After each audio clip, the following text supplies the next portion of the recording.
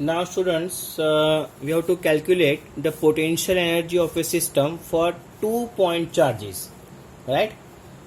Means अगर हम लोग 2 point चार्ज कंसिडर कर ले तो वहाँ पे टोटल पोटेंशियल एनर्जी कितना होगा वो हमको कैलकुलेट करना है. Let us we consider 2 point charge Q1 and Q2, right. Q1 and Q2 जो है मैंने कंसिडर किए कि उसके लिए हमको पोटेंशियल एनर्जी कंसिडर करना है. Now first at infinite distance, जैसे उसकी डेफिनेशन है. सो स्टूडेंट्स, पोटेंशियल एनर्जी की डेफिनेशन क्या है?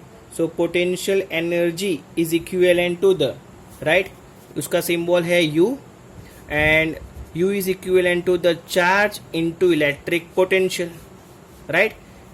इसको बोलते हैं इक्वेशन नंबर 1 जो हमने लास्ट थियरी में देखा था. Electric potential energy is equal to Q into V. Because of क्यों?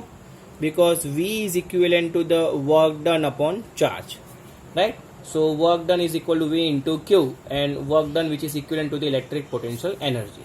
Clear? Okay. Now, so यहाँ पे हमने स्टूडेंट्स दो चार्ज कंसीडर किया है Q1 and Q2. Now, first charge Q1 at infinite distance means infinite distance पे यहाँ पे Q1 चार्ज है, ठीक है, और हम उसको कोई एक पर्टिकुलर पॉइंट ए पे मूवमेंट कर रहे हैं, राइट.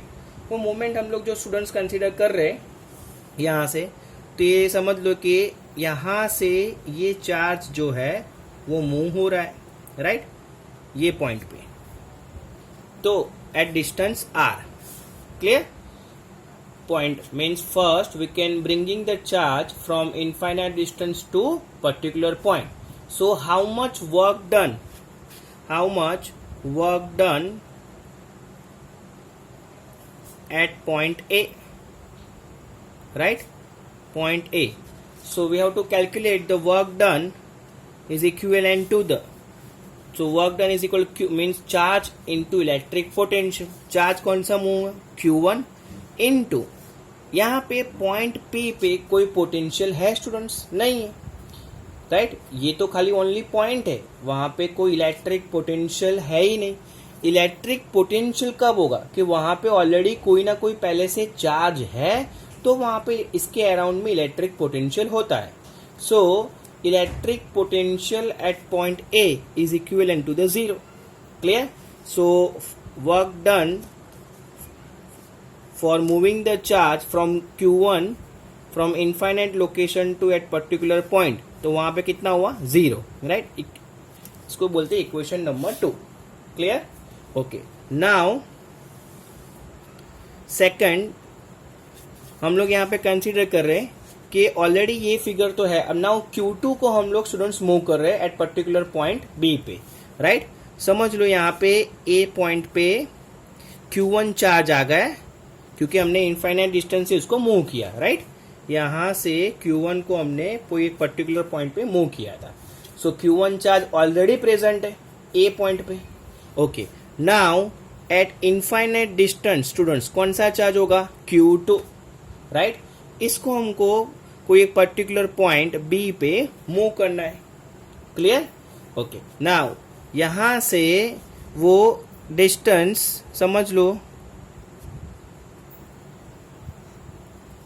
ये जो डिस्टेंस है स्टूडेंट्स यहाँ पे R डिस्टेंस पे अनदर, कि यहाँ पे हम लोग Q2 चार्ज को मूव कर रहे हैं. क्लियर. ओके. नाउ सो यहाँ से ये चार्ज जो है वो मूव हो रहा है particular distance means particular point B पे at distance R. Clear. Okay. Now how much work done at point B, right. So the work done at point B is equivalent to the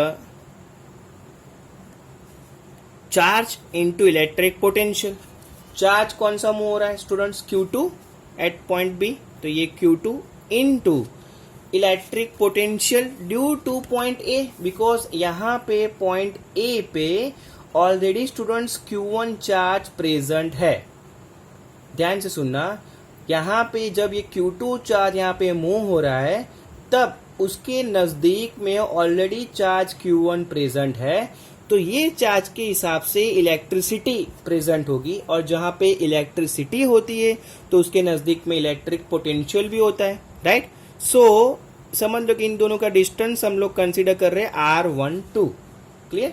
so means यहाँ पे eight point B पे जब ये charge move होगा तब electric potential जो है, electric potential at point B due to charge Q1 present होगा।